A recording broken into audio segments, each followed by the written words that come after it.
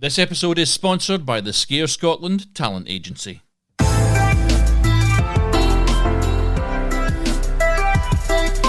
Hello and welcome back to Film Pro Productivity and Success, the podcast that helps film pros and other creative people, all creative people, let's face it, to live a more focused, effective and hopefully a happy life.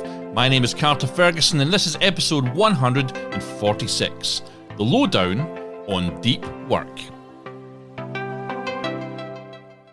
What we choose to focus on and what we choose to ignore plays in defining the quality of our life.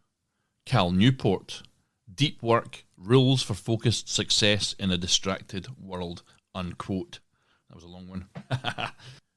And in last week's show, I looked at the spotlight effect, which is a term used by social psychologists to refer to a cognitive bias. And we tend to think sometimes, that there's a spotlight on us at all times, highlighting all of our mistakes or our flaws for all the world to see. But the reality is that most people neither notice or care what these flaws are, as frankly they've got their own worries. And if you want to know more about the spotlight effect, which is basically what I've just described there, please go back and have a listen.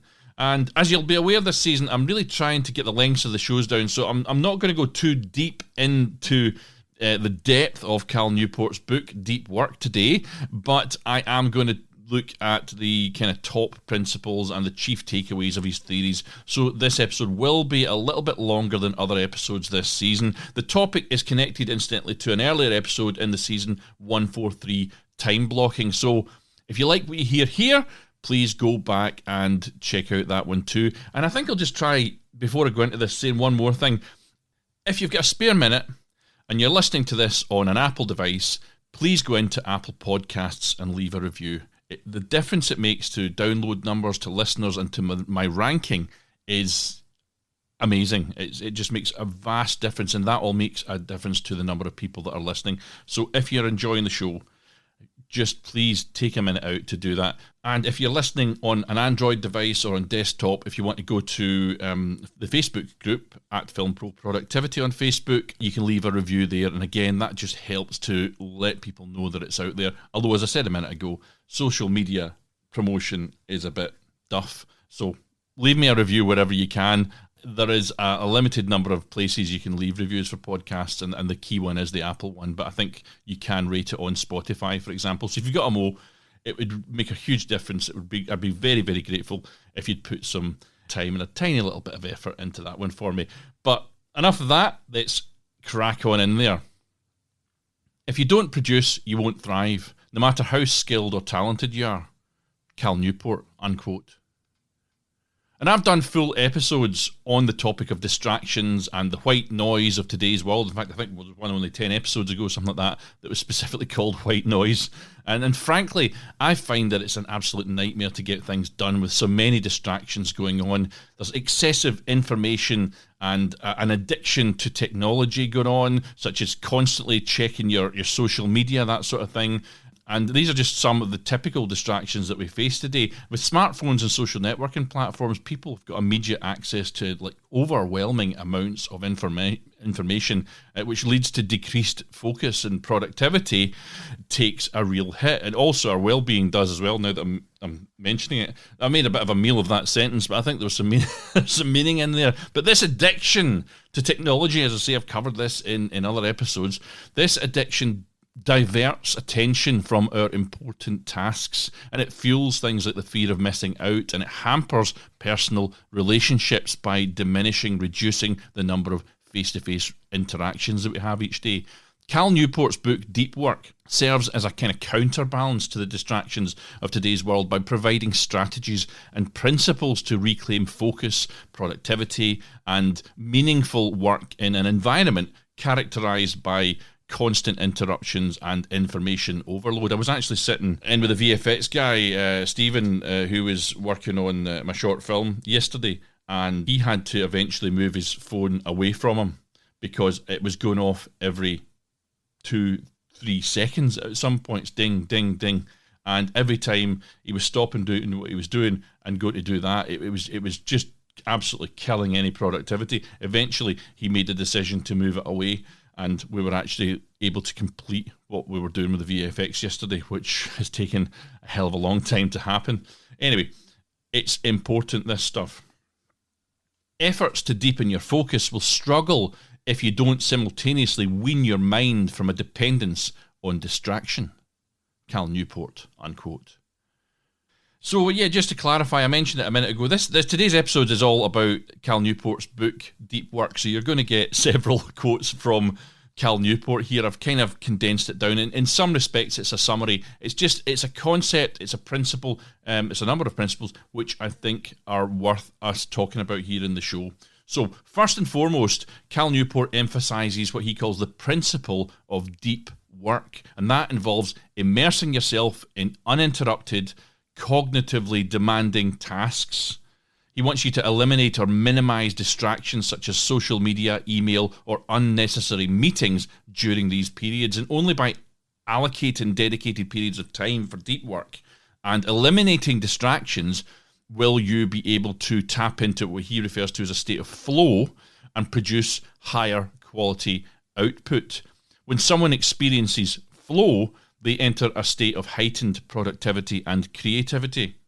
They're completely immersed in the task at hand, losing track of time, and often achieving a sense of fulfillment and satisfaction as a result of it. So if you love to paint, for example, when you get into what you're doing, if you think about this, and time just starts to slip away, you have got yourself into a state of flow and you're producing your best work. And I heard a statistic on I was at the gym yesterday, I've been listening to productivity podcasts, there's a surprise. And somebody, I can't remember which one, I was listening to loads of them, he said that there'd been a study in the United States, and that the result of that study was that only 2% of the United States were able to focus on a task for 40 minutes or more. I mean, it sounds ridiculous, but that was what was said. Unfortunately, I don't know the reference for that, so maybe it's exaggerated, I don't know, but I can absolutely believe it. Another statistic that was mentioned, I think, in the same podcast, or maybe it was a different one, I don't know, was that after leaving school, only 20% of Americans will go on to read another book. I thought that was frightening, to be honest. So if you're in the States, pick up a book. It's good for you. It's a good thing. But I'm getting distracted here. Let's go back to Deep Work, which is a book maybe you want to pick up yourself. I build my days around a core of carefully chosen deep work, with the shallow activities I absolutely cannot avoid batched into smaller bursts at the peripheries of my schedule.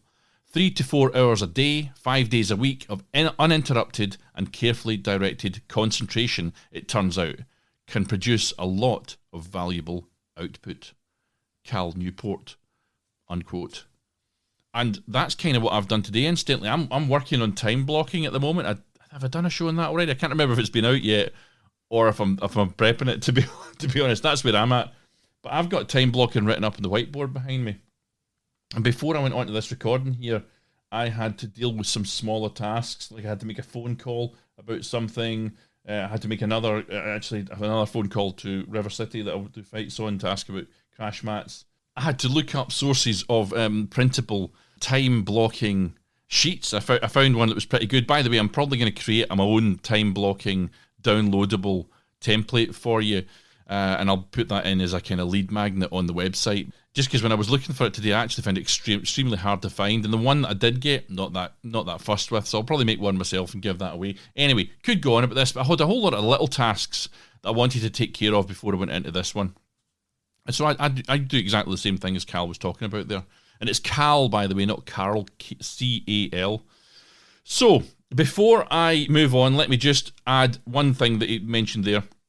And that shallow work is non-brain intensive, logistical style work, often performed while distracted. He's describing tasks that are relatively easy and of low value. Shallow work typically involves activities that are basically logistical, administrative, or repetitive in nature is another thing. And these tasks don't directly contribute to deep thinking, to your creativity, or the accomplishment of your important goals. You know, they're just little things that you've got to deal with around the peripherals of that. This would include activities like email management and admin tasks, responding to non-urgent messages. Actually, there's 3 of them I forgot to respond to. I'll probably do that before I go home tonight. It's basically just Activities that demand less focused attention and can be easily disrupted or accomplished in bits and bobs.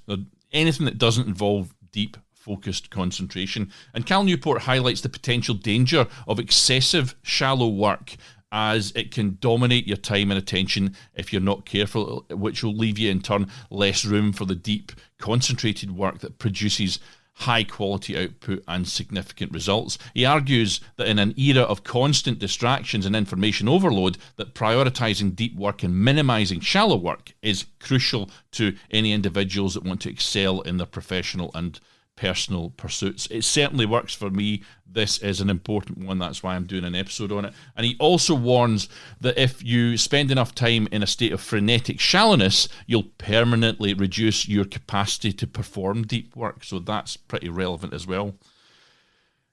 People need to stop thinking about one task in order to fully transition their attention and perform well on another. Yet results indicate it is difficult for people to transition their attention away from an unfinished task, and their subsequent task performance will suffer. Cal Newport, unquote. So try and complete the task you've been working on before you move on to another one. Again, I've done an episode on that one. These unfinished tasks, these incomplete loops will take up headspace, and you've only got so much buffer space in there. Anyway, I want to move on. We move on. There's so much in this book.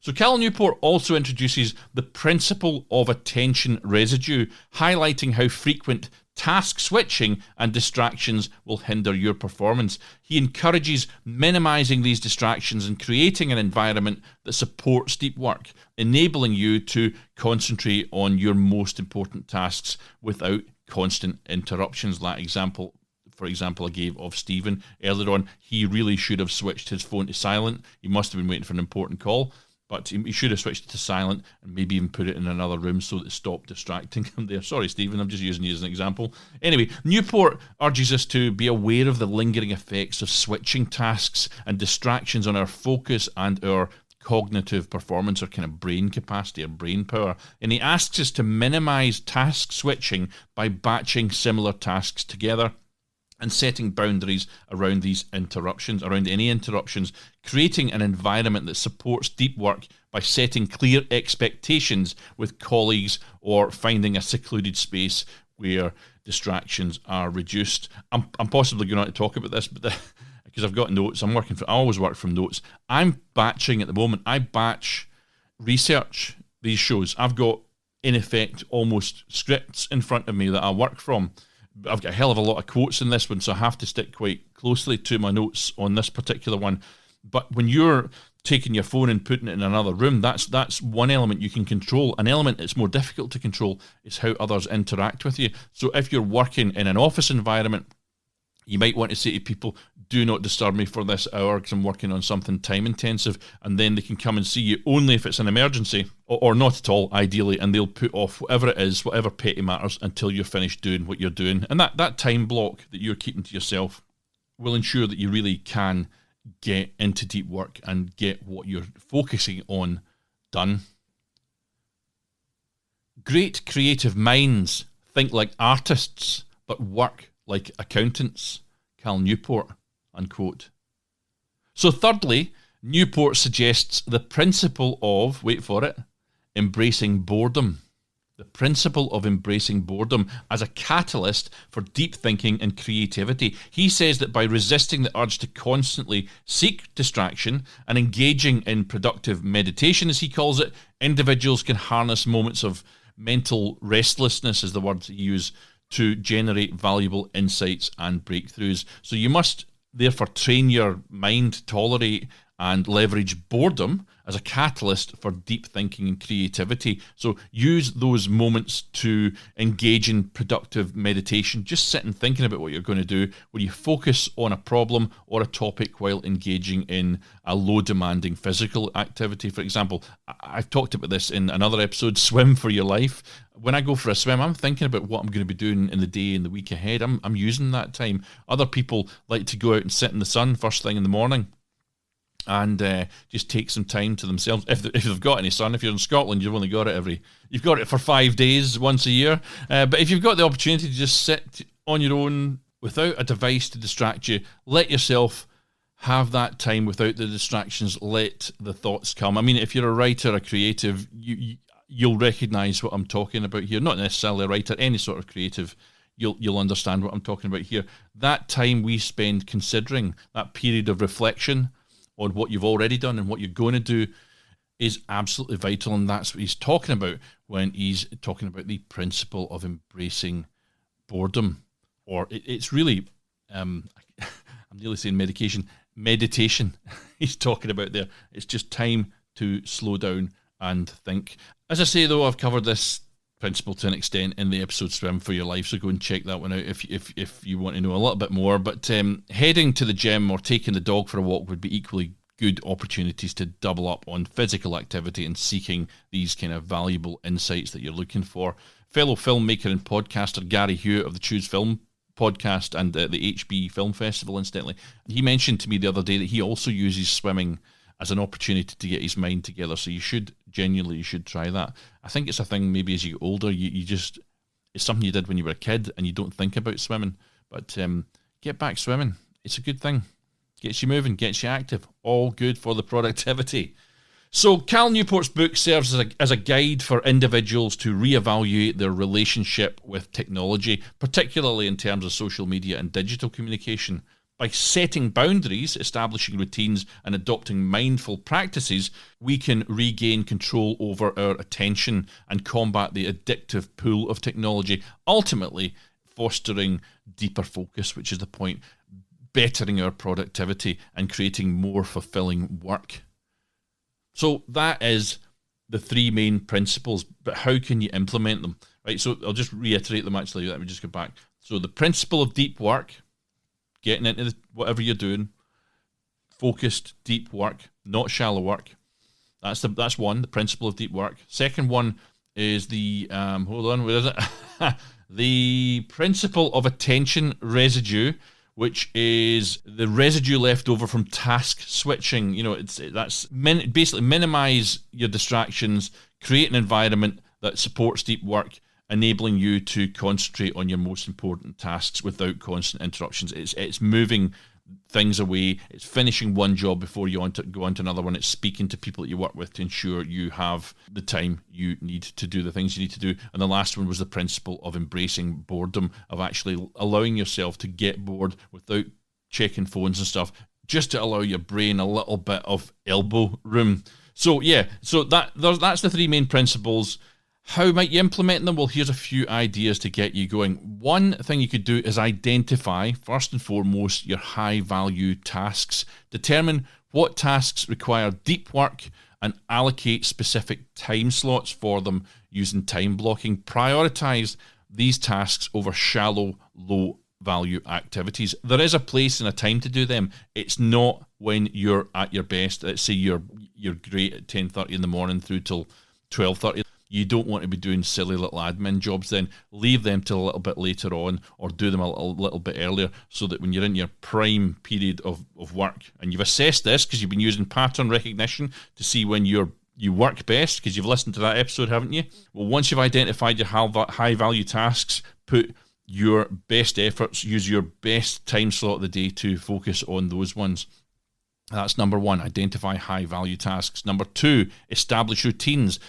Build a consistent routine that incorporates regular deep work sessions. Create a schedule that blocks off dedicated time for focused, uninterrupted work. And I refer you again to, I've got it written down here, it's episode 143, time blocking, which is a few back, but not that far back. You'll be able to find it easy enough. Number three on my list here, I've got optimize your environment. That's minimize distractions in your physical and digital environment. So turn off your notifications. Use website blockers, unsubscribe from emails and things like that are constantly coming in that maybe once 4 years ago you accidentally subscribed for. Get rid of them and find yourself a quiet space where you can work without interruptions. And this, as I mentioned before, will also involve setting out clear boundaries with your colleagues. Number four on my list of ideas here, thoughts that I've chucked down, is practice deep work rituals. Develop rituals or habits, if you like, that signal your brain that it's time to enter your deep work mode. For example, having a designated workspace, setting specific goals for each session, or implementing a warm-up routine. And Cal also recommends that once you've completed a session of deep work, that you take a deep break as well. And these are designed to help you have a bit of a brain breather without introducing any new distractions or stresses. So you can also use deep breaks, as it were, to create healthy pauses throughout longer deep work sessions. If you've got a very, very brain intensive thing, you can split that up, but split it up with decent breaks in there. And I'd add to this that you should develop a ritual of completion at the end of the day or at the end of a deep work session. And so checking emails and shutting down your computer, for example, switching off everything physically and mentally before finishing the day would be perhaps part of your shutdown, your ritual of completion, as it were. I wrote, and I didn't read it, I read it somewhere in the book that somebody says job complete or whatever. They have a very specific phrasing they say to help them close down, which is quite interesting, worth considering. And number 5 on my list here is to reflect and refine. So continually evaluate and adjust your deep work strategies. Reflect on what works best for you. Experiment with different techniques and make necessary adjustments based on your productivity and focus levels. And that, again, is really about pattern recognition. You need to be looking for patterns all the time. Recognize what's working, what's not working, and adapt continuously to become better at what you're doing. And by implementing these principles and these strategies, you can create an environment and a mindset that supports deep work, leading to enhanced productivity. It's the point of the show. It leads to higher quality output as well, and a greater sense of fulfillment in your day-to-day work and your life. So Cal Newport, I better wrap this up. He calls deep work the superpower of the 21st century. He says it provides practical strategies and principles that help individuals counter the distractions of today's world. By prioritizing deep work, by minimizing distractions, by embracing boredom, and by cultivating mindful practices, you can more successfully navigate the modern landscape of information overload and achieve a higher level of productivity, focus, and satisfaction in your work and life. So that's deep work.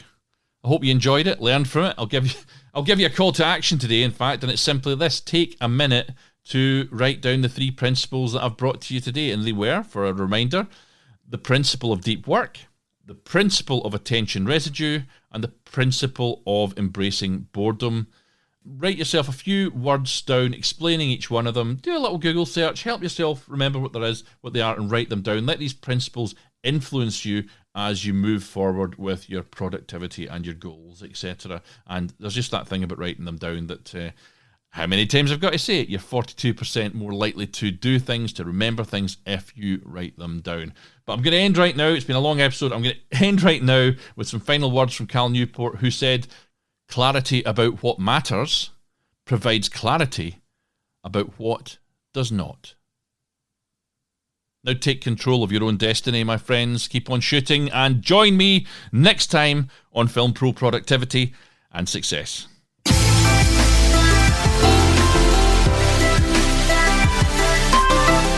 And the music you can hear right now is Adventures by Himitsu. You can also view the show notes, the full show notes for this episode, only on the official website, filmproproductivity.com. You can also follow my personal accounts on Twitter and Instagram, @fight_director. It's the same on Threads if you're interested. I'm kind of half using Threads. Maybe worth checking in. Anyway, you can follow the show. The show's official account on Twitter is FilmProProdPod, Facebook @FilmProProductivity. Please continue to support the show, my friends, and I'll see you next time.